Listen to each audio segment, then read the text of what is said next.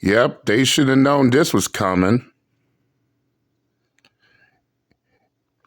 And the irony about it is the fact that guess who's talking about this epidemic? No introduction required. Y'all see the title of tonight's video. Now the men are talking about the female loneliness epidemic. And as I said, they should have seen this shit coming. And the crazy part about it is the fact that the men are talking about the female loneliness epidemic, and now it's the women who are offended and catching feelings about these men speaking on the fact, in which all of them need to have several seats and shut the fuck up forever. And I'll tell you why. Fellas, weren't these the same women that was all over each and every inch of social media, from YouTube to Instagram to TikTok, going around making such a big deal about the male loneliness epidemic? And to go the extra mile on that, it was these women that made such a big deal about it, more than the men. In which, if it's a male loneliness epidemic, then wouldn't the men be the main ones making a big deal about it more than the women? Okay then. So at this point, they cannot be mad when the men decide to return the favor and talk about the female loneliness epidemic.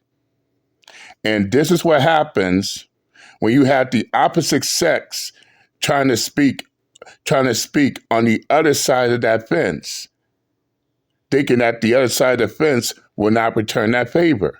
But as Uncle JD also stated, you get back the same energy you give out. And no, this ain't Uncle JD being mean and cold-hearted. This is Uncle JD stating facts, because this is exactly what we're seeing.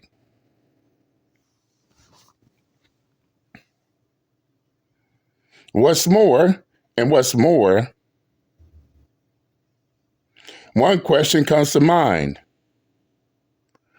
Who's really suffering from the loneliness epidemic more than the other? Some even going as far as to just be nice about it and just call it a loneliness epidemic. To them, gender is not even a factor. But I understand they're trying to be nice about it. But me, on the other hand, they want to make a big deal about the male loneliness epidemic. Let's make a big deal about the female loneliness epidemic.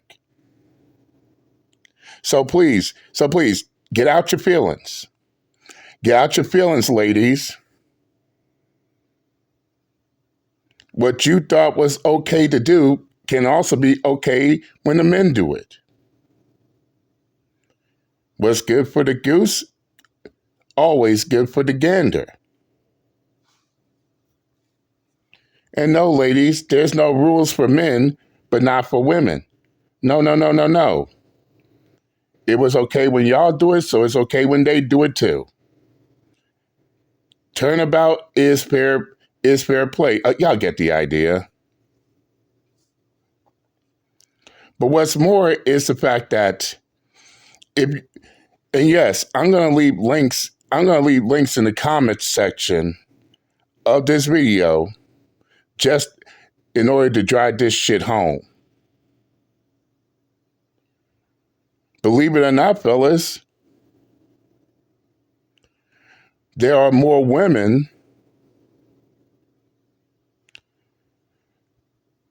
giving out their grievances and concerns about their own loneliness more than the men.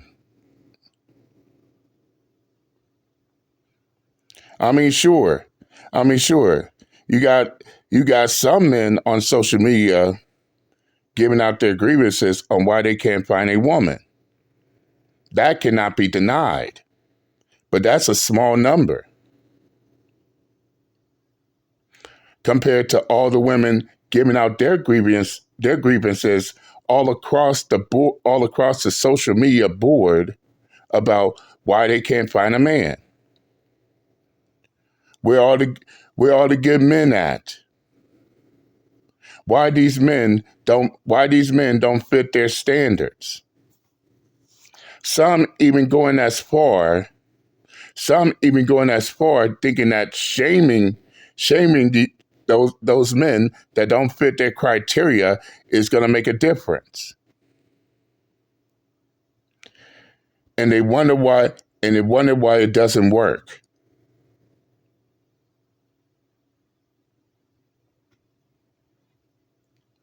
What's more, if you look at these dating events and mixers, notice that y'all notice that, fellas, y'all see a whole bunch of women there, but not a single man in sight. Not one with, especially one that happened recently. I believe 1,000 women in total attended a singles church mixer, and not a single man in sight. Now one can sit back and think, if the male loneliness epidemic is such a big problem, then wouldn't those males be attending those dating events, these singles mixers? In fact, there'll be more males at these events more than the females, right? Right. So how come they're not showing up if the male loneliness epidemic is such a big problem? That question baffles the shit out of me. I ain't gonna lie.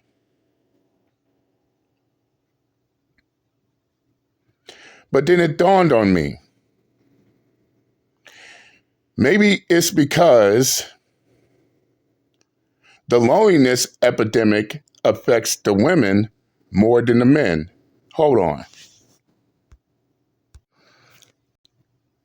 Even the studies has shown this. Studies and research has shown this to be a fact. Research suggests that women are more likely to experience chronic loneliness than men, and that young women are increasingly affected.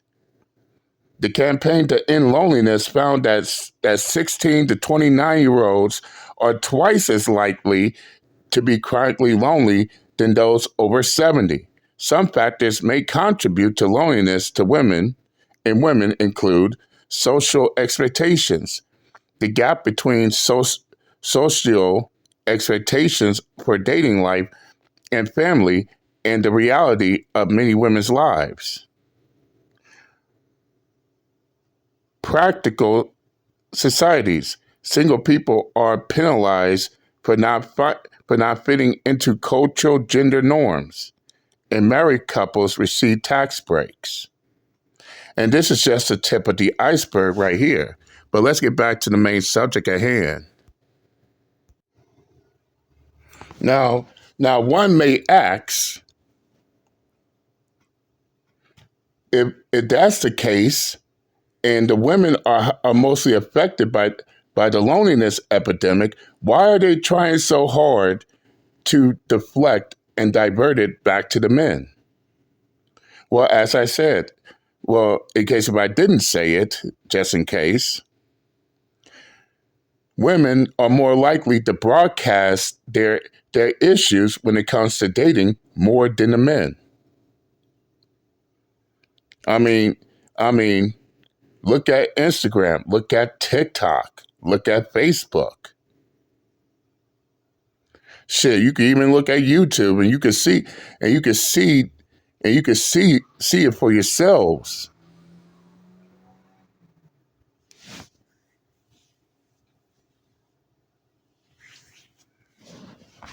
some of these women even had men, had relationships, had marriages.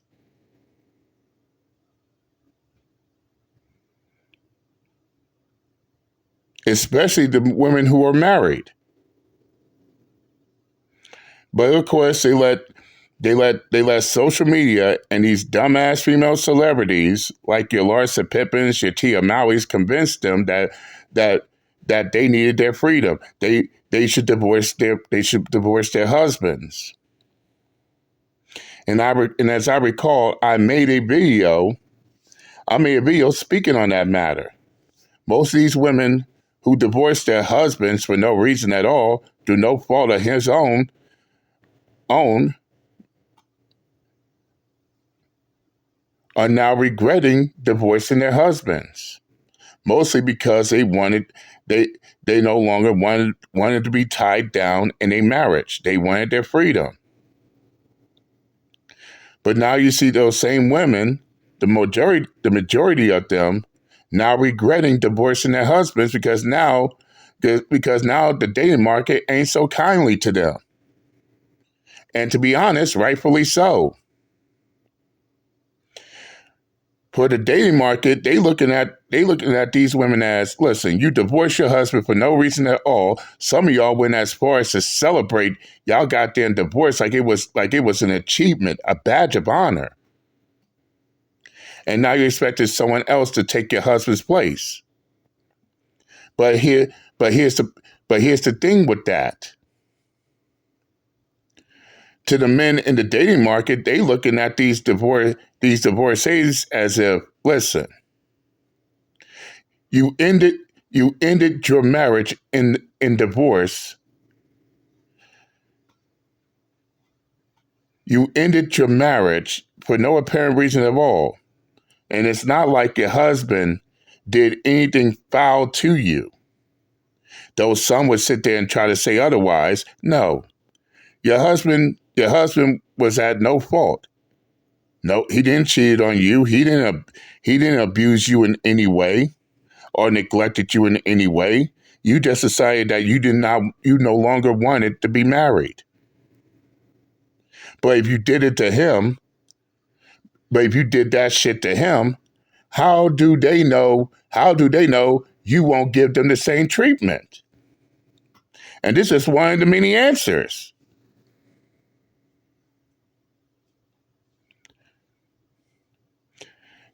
You are, you got women out here who try to cope with their loneliness by saying and we all know these words right here, this saying right here, I'm a strong independent woman that don't need a man.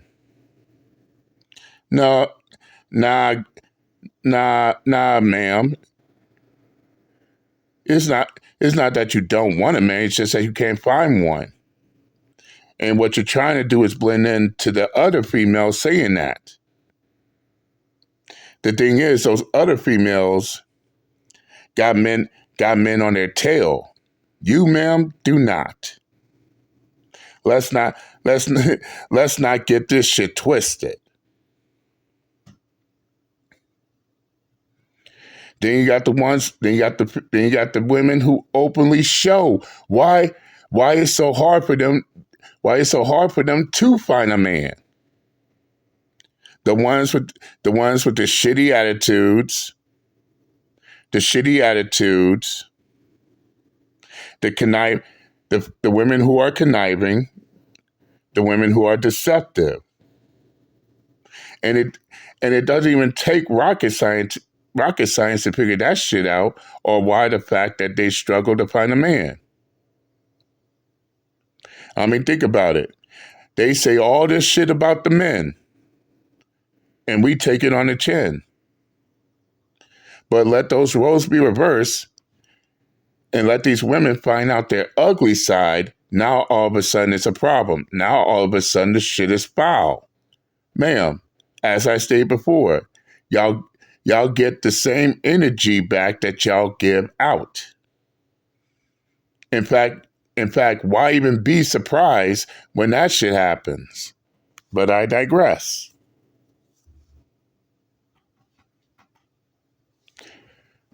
By the end of the day,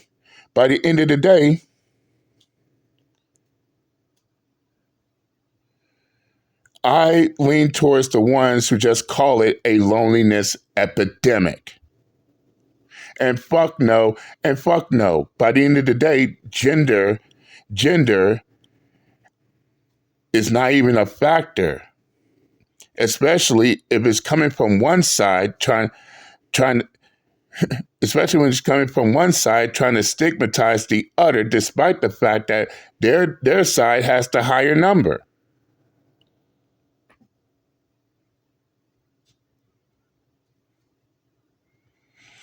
And they believe it's okay to point out the male loneliness epidemic, and they so boastful about that. But at the moment the men turn around and point out the female loneliness epidemic, again, it's foul. It ain't right for them to do. Well, if it ain't right for these men to point out the female loneliness epidemic, then why the fuck is you women out on social media trying to call out the male loneliness epidemic as if y'all have some type of free pass? As if there's this privilege. There ain't no privilege. If y'all want to call out the male loneliness epidemic, then the men have every right to call out the female loneliness epidemic. So don't get mad. And yeah, shout out to the ones who just calling it a loneliness epidemic. Because by the end of the day, that's where it all comes down to. And as I said before, I'm gonna put links in the comments section of this video. Stay tuned for that. Now with that, I'm done and I'm out this bitch. Later.